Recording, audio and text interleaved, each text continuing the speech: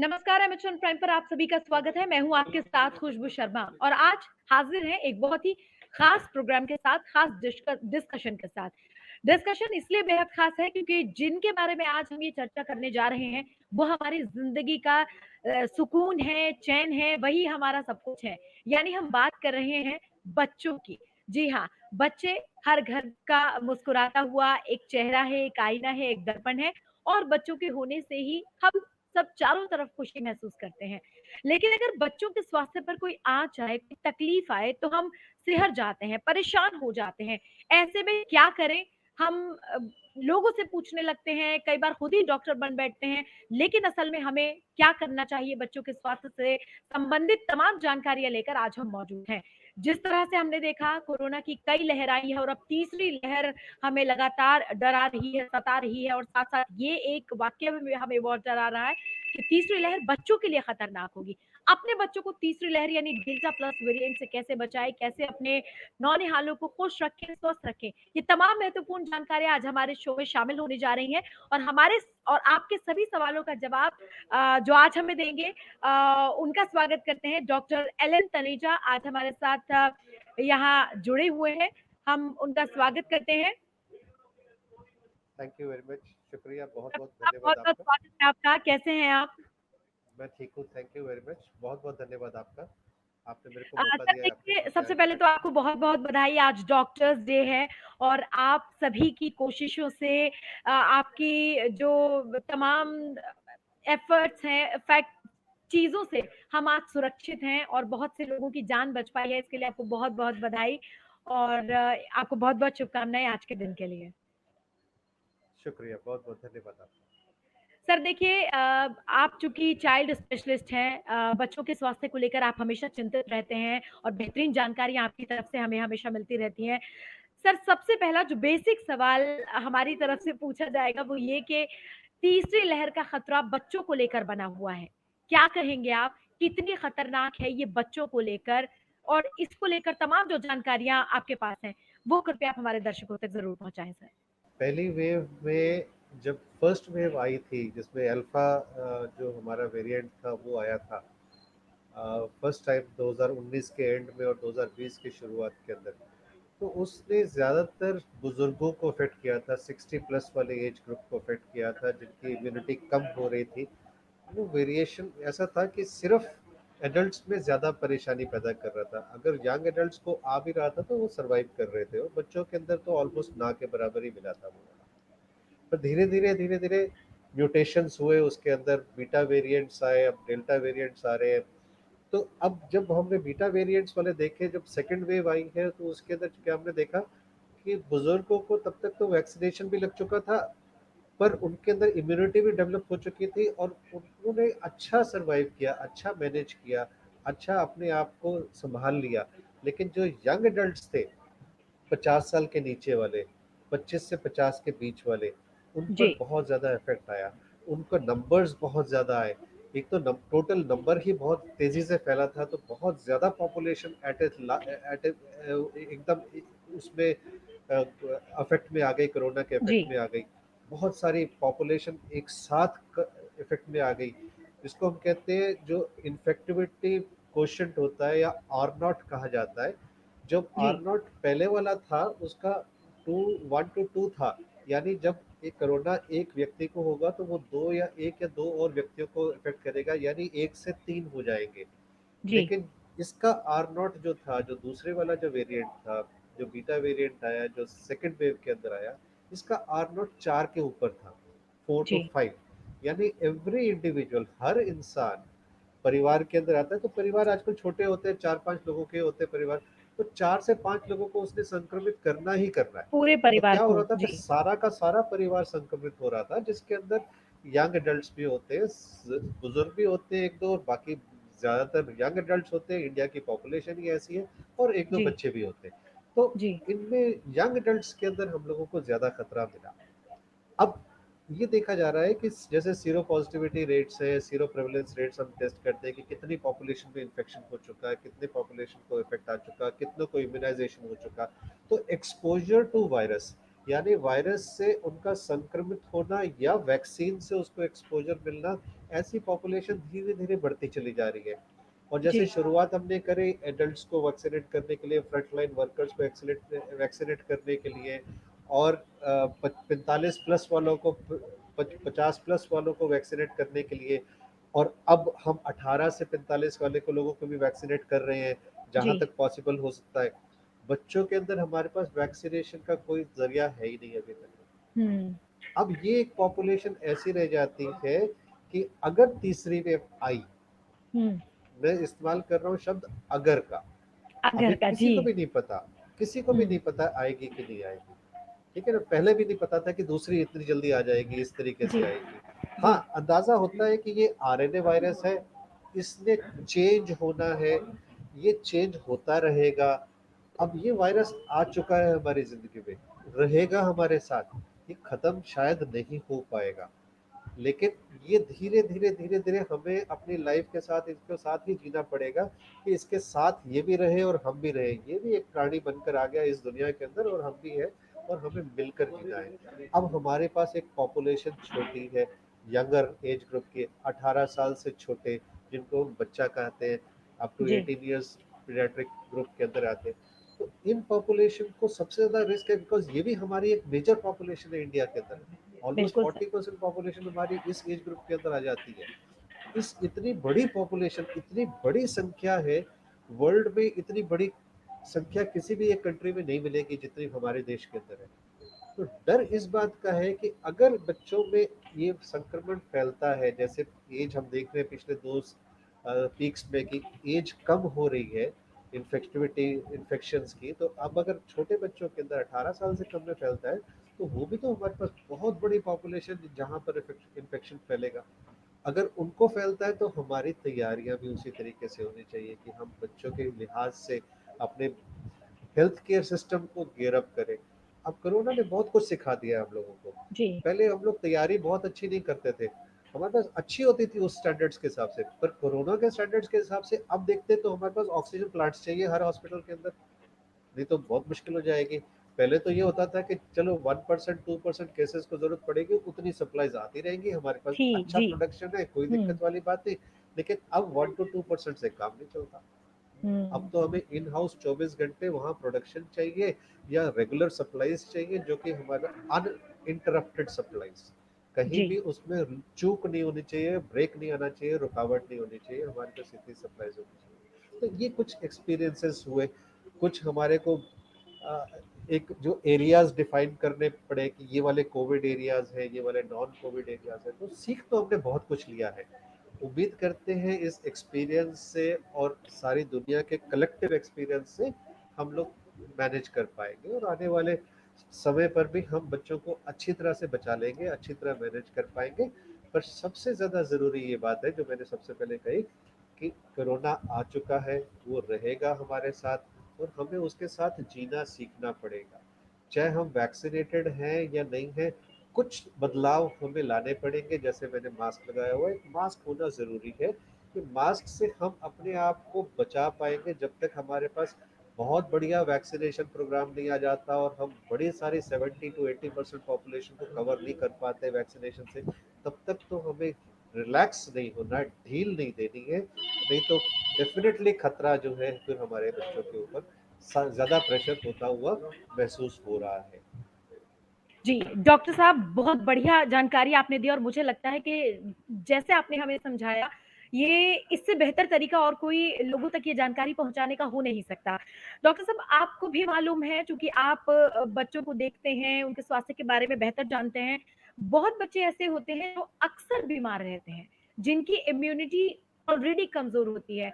हल्की सी सर्दी आई तो उनको कंजक्शन हो गया, उनको बुखार हो गया, तो ऐसे बच्चों को तीसरी लहर से बचाने के लिए क्या क्या ज़्यादा बहुत एफर्ट्स लगाने की ज़रूरत पड़ेगी? या क्या कुछ बदलाव करने चाहिए जिससे कि तीसरी लहर से सब बच्चे बच सकें?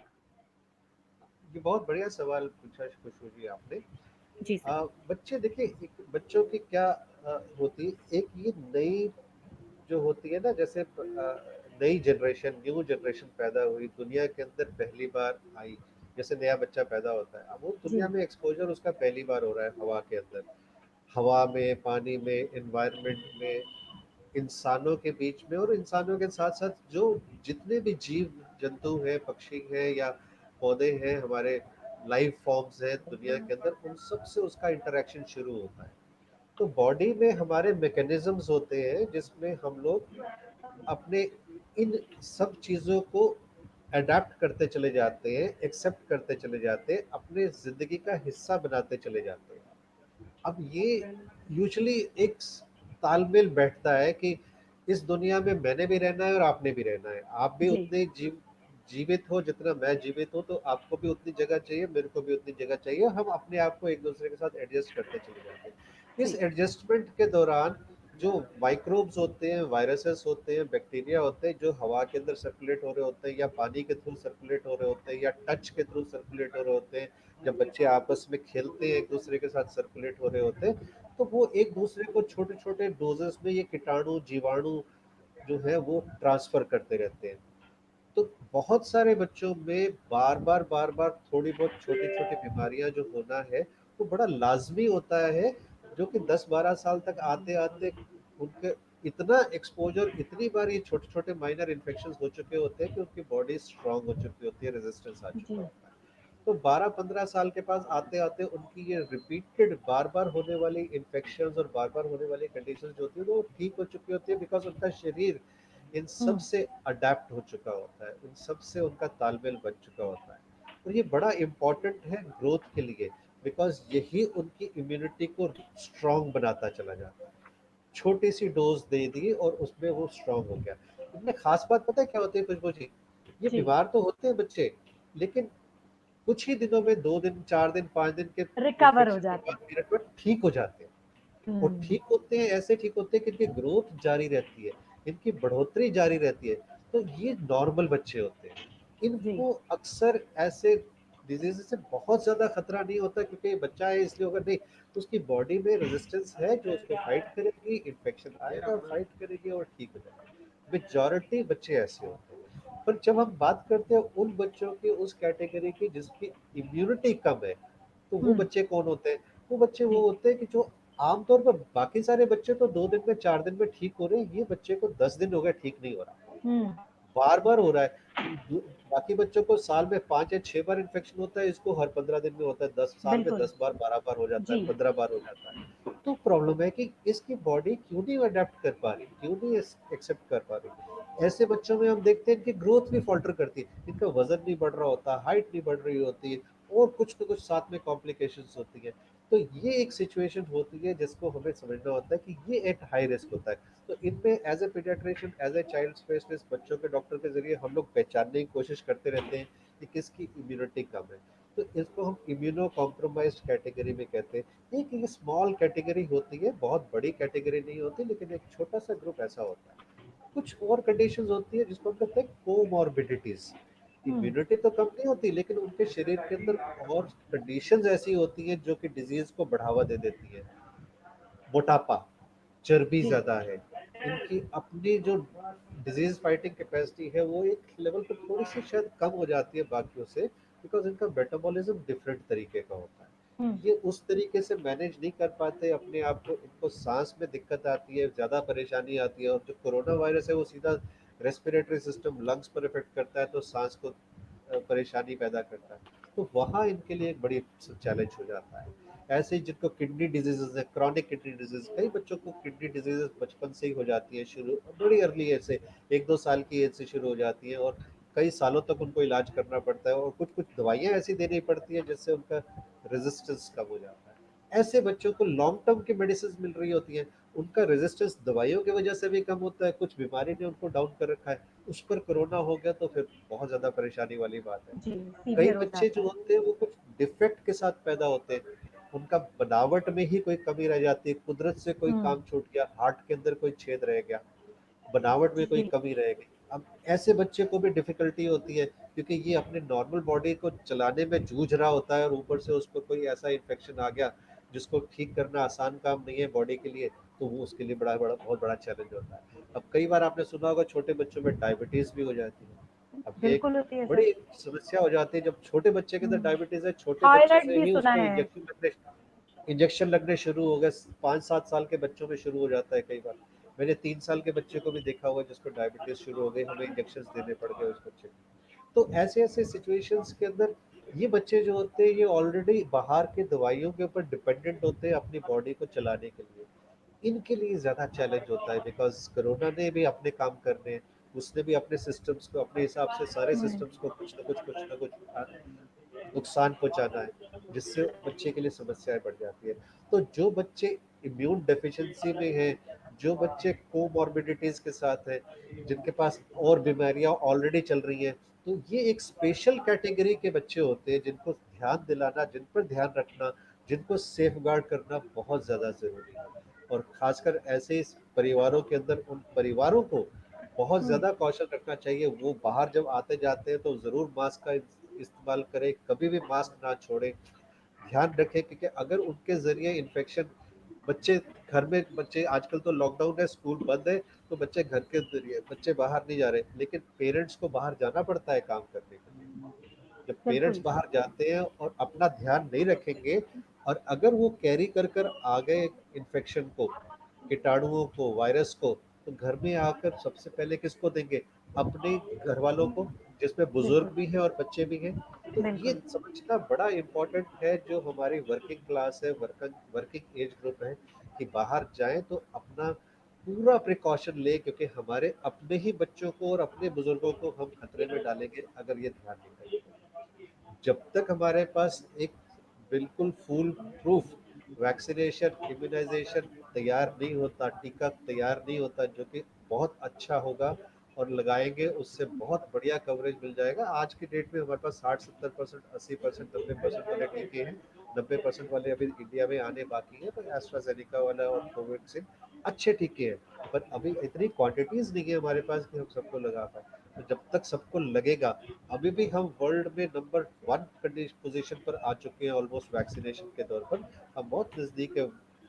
हमारे टोटल नंबर ऑफ वैक्सीनेशन जो हो चुकी है, अगर पॉपुलेशन को कंसिडर करें तो इंडिया में सबसे ज़्यादा हो गई है आज की डेट सबसे ज्यादा है जी। में। लेकिन फिर भी हमारी टोटल पॉपुलेशन में अगर चेक करें तो हम बहुत छोटी सी पॉपुलेशन को कवर कर पा रहे हैं, लेस देन 5% पॉपुलेशन कवर कर पा जी। रहे हैं। ये चीज़ बिल्कुल। हमारे लिए एक समस्या है कि हमें तो बहुत आगे जाना है, हमारा सफ़र बड़ा लंबा है, तो ध्यान तो हमें रखना पड़ेगा। बिल्कुल ऑप्शन सर, हमारे ज़रूर पास रखना बड़े हैं। पड़ेगा। डॉक्टर साहब, एक छोटा-सा सवाल और आपसे जानना चाहूँगी। आजकल हर परिवार की, हर पेरेंट्स की ये एक सवाल है, एक बहुत ही बेसिक सा सवाल उनका बन गया है कि हमारा बच्चा नहीं खाता है, और अगर खा रहा है तो बहुत चूज़ी है। उसको मुझे ये नहीं खाना, मुझे ये नहीं खाना, मुझे ये नहीं खाना। ऐसी स्थिति में जब बच्चा प्रॉपर डाइट, प्रॉपर मील या सब चीज़ें जो बनी है खाने के लिए वो नहीं खाएगा, तो उसका शरीर यूज़्ड टू कैसे होगा, इम्यूनिटी कैसे बढ़ेगी? इसके लिए कोई ऐसी सलाह, कोई ऐसा तरीका जिससे बच्चे सब कुछ खा सकें? हाँ, ये आजकल आए दिन की ये एक समस्या होती है, जी। पेरेंट्स हमारे पास आते हैं ये वाली समस्या लेकर। हुँ, कुछ चीज़ें तो इसके अंदर शायद हम कहेंगे ना मैन मेड, आदमी की बनाई हुई, खुद की बनाई हुई होती हैं। जी। आजकल हमारे पास ऑप्शंस बहुत ज़्यादा होते हैं। पहले हमारे टाइम पर घर में एक ही तरीके का खाना बनता था और सभी को वही खाना होता था, ऑप्शन होता नहीं था, तो सब बच्चे नहीं उसमें थे। मिलकर खाते थे। हुँ, आजकल घरों में बड़े सारे ऑप्शंस होते हैं, ठीक है ना? और बीच बीच में भी खाने, बिटवीन दो मील्स, दो खाने के बीच में, ब्रेकफास्ट और लंच के बीच में भी बहुत सारे ऑप्शंस घर के अंदर रखे रहते हैं, जो बच्चा कभी कभी चूज करता रहता है, मैं थोड़ा सा ये खा लेता हूँ, और पेरेंट्स भी खुश होते हैं कि चलो मैंने इसको ये दिला दिया, मैंने उसको ये दिला हुँ, दिया।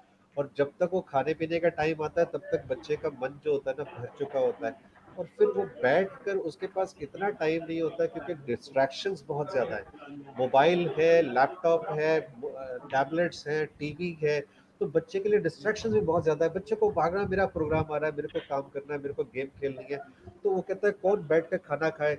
और उसको ये भी पता है कि अगर मैं इसको मना कर दूंगा तो मेरे पास दूसरा शॉर्टकट ऑप्शन मिल जाएगा, मेरे को कुछ वही बैठकर खाने के लिए मिल जाएगा।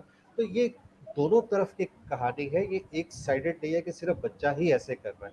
बच्चा आज क्यों ऐसा सीखेगा? क्या ऐसा चेंज हो गया हमारे एनवायरनमेंट कि बच्चा ऐसा करेगा? बच्चा तो बिल्कुल। बिल्कुल एक प्लेन, जैसे हम कहते हैं ना, एक साफ क्लीन स्लेट स्लेट है। है। एक बिल्कुल। साफ स्लेट है, प्लेन स्लेट है, इस पर तो अब हम लिखेंगे कहानी, हम उसकी जिंदगी हुँ, बनाएंगे। तो हमने बनाई है ये जिंदगी, तो पेरेंट्स को ये अंडरस्टैंड करना होता है कि हम रेगुलेट कर सकते हैं, एक तो ये बात। जी। दूसरी बात ये होती है कि हमारे खाने की क्वालिटी में भी काफ़ी सारा जो है थोड़ा सा फर्क आ गया है, डिक्रीज हुआ है। डाउनफॉल है थोड़ा सा जो जी। क्वालिटी ऑफ फूड जो अब आजकल हम खा रहे हैं, एक तो बहुत ही रिफाइंड चीजें खा रहे हैं, फाइबर कंटेंट उसके अंदर कम हो गया है रिफाइंडनेस के कारण। रेडी टू ईट फूड्स हो गए हैं जिसके अंदर न्यूट्रिशन वैल्यू कम हो गई है। प्रिजर्वेटिव्स बहुत ज्यादा यूज कर रहे हैं जिसके अंदर उसकी न्यूट्रिशनल क्वालिटी डिटेरियोरेट हो गई है, कॉम्प्रोमाइज हो गई है। तो ये सारी चीजें अफेक्ट करती हैं बॉडी के अंदर, मोटापा बढ़ाती है, कुछ कुछ परेशानियां पैदा करती है जो हम अभी डिटेल में नहीं जा सकते वो वाली चीजों जी, पर जी, इसमें। जी। लेकिन डेफिनेटली दोज आर देयर, वो रहेगी हमारे, क्योंकि हमारे हमारे अपने बिहेवियर्स चेंज हो रहे हैं। तो बच्चे तो चेंज हो गए ही होंगे, और वो तो बिल्कुल कोमल जो होते हैं ना, नरम दिमाग होता है, प्लास्टिक ब्रेन होता है, बिल्कुल चेंज हो सकता है, बड़े इम्प्रेशनेबल होता है। उस पर एक छोटा सा इम्प्रेशन लाइफ लॉन्ग उसको अफेक्ट करने वाला होता है। तो उसने तो जो सीख लिया बचपन में वो उसी हिसाब से चलेगा, वो उसने करना है। पर हम क्या कर सकते हैं? हम ये कर सकते हैं अपने घर के अंदर थोड़ा सा डिसिप्लिन तरीके से रखें, जंक्स को ना आने दें। जंक्स होने ही नहीं चाहिए घर के अंदर। जब होगा नहीं ऑप्शन आपके पास तो बच्चा आपसे मांगेगा नहीं। जब मांगेगा नहीं, भूख तो उसको लगती है तो कहीं ना कहीं से तो वो पेट भरेगा। तब आपके पास, मदर के पास एक वो पावर आ जाती है कि बेटा मेरे पास तो खाने के लिए ये है, मैं भी ये खा रही हूँ, आप भी ये खाओ तो हम सब हेल्दी खाएंगे। तो मदर को थोड़ा सा समझ होना चाहिए कि हेल्दी खाना क्या होता है। हेल्दी खाने के अंदर तो सारी चीजें होती है जिसके अंदर हुँ, मिक्सचर होता है। आपके पास दाल भी है, चावल भी है, रोटी भी है, सब्जी भी है, कुछ दही का आइटम, खीर का आइटम, दूध का आइटम वो भी है, फल भी है, सलाद भी है। तो सारी चीजें अगर एक उसमें आ जाती है थाली के अंदर, तो इसको कहते हैं बैलेंस्ड डाइट। और हिंदुस्तान के खाने के अंदर मैं आपको बताऊं, हिंदुस्तान के किसी भी कोने में चले जाओ, हमारे घरों का खाना बहुत अच्छा है, क्योंकि हम लोग ताज़ा बनाकर ताज़ा खाने की बात करते हैं हमेशा। और इनमें बेसिक जो हमारा सीरियल प्रिपेयर्ड फूड होता है, serial based food with regional सब्जियां और रीजनल दालें और रीजनल जो चीज़ें होती हैं, ये बड़े न्यूट्रिशियस चीज़ें हैं ऑल ओवर द कंट्री।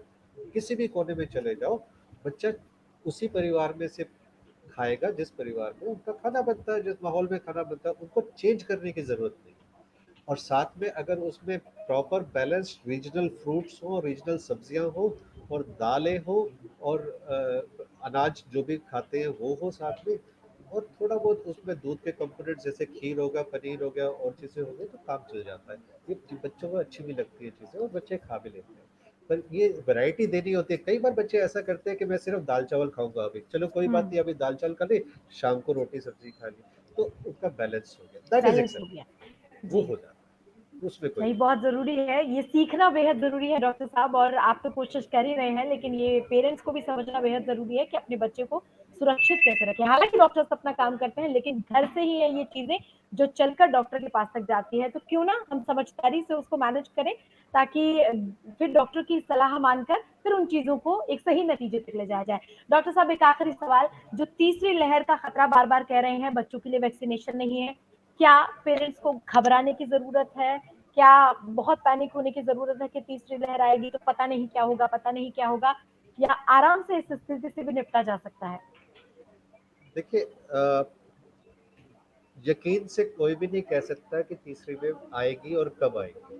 जी, हमें तैयारी करके चलनी चाहिए, क्योंकि हमारे पास एक बड़ा पॉपुलेशन है जो बच्चों का है, जिसको वैक्सीनेशन भी नहीं मिला और जिसको अभी तक इन्फेक्शन भी नहीं हुआ। तो शायद अगर वायरस चेंज होता है तो शायद ये ग्रुप आएगा जो सबसे ज्यादा चपेटे में आएगा। तो जी, ध्यान रखने की तो जरूरत है, डरने की जरूरत बिल्कुल भी नहीं है, क्योंकि अभी तक का जो एक्सपीरियंस है, बहुत बढ़िया रिकवरी होती है। अगर हम अपनी सावधानी रखें, टाइमली अप्रोच करें, मेडिकल फैसिलिटीज़, हेल्थ केयर को प्रॉपरली इस्तेमाल करें, जो भी सुविधाएं हैं उनको इस्तेमाल करें, प्रॉपर टाइम पर टेस्टिंग कराएं। पहला तो प्रिवेंशन जो हमने ऑलरेडी डिस्कस किया, मास्क एंड डाइट, और सेफ रहना। अब अगर हो गया तो आप उसको प्रॉपरली टेस्ट कराइए, हुँ, जल्दी टेस्ट कराइए, डिले ना करें उसको। टेस्ट कराएंगे तो पता चलेगा, टेस्ट कराएंगे तो मालूम होगा कि हमें अपने सिस्टम्स में क्या क्या बदलाव लाना है, कितने लोगों के लिए तैयारी करनी है। टेस्ट नहीं होंगे तो हमें पता नहीं चलेगा। तो टेस्ट जरूर कराएं। अगर बाई चांस बच्चे को कोई भी लक्षण लगता है और डॉक्टर आपको कहते हैं कि टेस्ट कराएं, तो डरने की और घबराने की और छुपने की जरूरत नहीं है। खुलकर सामने आकर टेस्ट कराने की जरूरत है। और टेस्ट अगर होता है और बाई चांस पॉजिटिव आता है तो बच्चों में रिकवरी रेट जो है वो एडल्ट्स में और बुजुर्गों से कहीं ज्यादा है, बहुत ज्यादा है, क्योंकि इनके अंदर कुदरत ने एक चीज दे रखी है इनको, जो एस रिसेप्टर्स होते हैं, जो लंग्स के अंदर हमारे एस रिसेप्टर्स कहते हैं, जिस पर वायरस आकर चिपकता है और वहां से वो प्रोपोगेट करता है और बॉडी के अंदर एंटर करता है। वो नंबर ऑफ रिसेप्टर्स, वो गेट्स जहां से वायरस ने अंदर घुसना है, वो बच्चों के अंदर कम होते हैं, बड़ों में बुजुर्गों में ज्यादा होते हैं। ज्यादा होते तो हैं। बच्चों के अंदर कम होने की वजह से उनको इन्फेक्शन का चांस कम है, लेकिन ये कतई भी मतलब नहीं है कि हम उनको रिस्क पर डाल दें, हम ध्यान बिल्कुल। न दें उस बात का। तो ये ध्यान रखना जरूरी है कि हमने ही ये काम करना है, अपने आप को भी प्रोटेक्ट करना है, ट्रांसमिशन को हमें रोकना है। जहां जहां हम वायरस को रोक सकते हैं हमें रोकना है। हम मास्क पहने, हैंड वॉशिंग करें, डिस्टेंस मेंटेन करें, बच्चों को भी ये आदतें सिखाएं और बच्चे भी अपनी देखभाल करें। अगर फिर भी इन्फेक्शन हो गया, कोई बात नहीं, उनके अंदर रिकवरी की पावर ज़्यादा होती है, डिजीज फाइटिंग उनके कैपेसिटी कम होने के बावजूद उनकी रिकवरी ज़्यादा अच्छी होती है। और उनका अभी तक का एक्सपीरियंस बहुत अच्छा है। काफ़ी जो जितने भी स्टडीज हुई हैं all over the world, recovery rate बच्चों के अंदर बेस्ट माना गया है। मेजॉरिटी ऑफ द टाइम, अधिकतर ये बच्चे एसिम्टोमेटिक होते हैं, तो पता भी नहीं चलता कि इन बच्चों को इन्फेक्शन हुआ था। हल्का फुल्का एक दिन के लिए गर्म महसूस हुआ, हल्की सी खांसी हुई, 2 दिन में ठीक हो गया। पेरेंट्स महसूस ही नहीं करते, वो सोचते सीजन का सर्दी, ठंडे पानी पी लिया होगा, हवा लग गई होगी, बारिश में खेलने हम्म। चला गया, उसके साथ चला गया, धूल मिट्टी में चला गया, ये कहकर वो बच्चे को टाल देते हैं। पर ध्यान रखने की चलिए डॉक्टर साहब, बहुत बहुत शुक्रिया। बहुत अच्छा लगा आज ये जो तमाम बातें आपने बताई हैं, और मुझे लगता है कि सभी पेरेंट्स के लिए भी आज का ये एपिसोड बहुत ही ज्ञान देने वाला तो है ही, लेकिन अमल करने वाला उससे भी ज्यादा है। तो डॉक्टर साहब ने जो भी कहा है, जितने भी जानकारियां बच्चों से जुड़ी हमें दी हैं, हमें लगता है कि हम सबको अपने परिवारों में उन सभी सलाहों पर अमल करना चाहिए। डॉक्टर साहब, बहुत बहुत शुक्रिया, आपने हमें समय दिया। और हम उम्मीद करते हैं कि इस सिचुएशन में जो हमेशा आपने फ्रंट लाइन वर्कर बनकर, चाहे बच्चे हों या आप जैसे बहुत सभी डॉक्टर्स, उनको एक बार फिर से डॉक्टर्स डे की बहुत बहुत शुभकामनाओं के साथ साथ धन्यवाद हम करते हैं कि डॉक्टर्स हैं तो शायद हम सुरक्षित हैं, हम स्वस्थ हैं। इसके लिए एक बार फिर से आपको बहुत बहुत शुक्रिया। आपका भी बहुत बहुत शुक्रिया। Thank you. Thank you sir. तो दीजिए इजाजत, नमस्कार।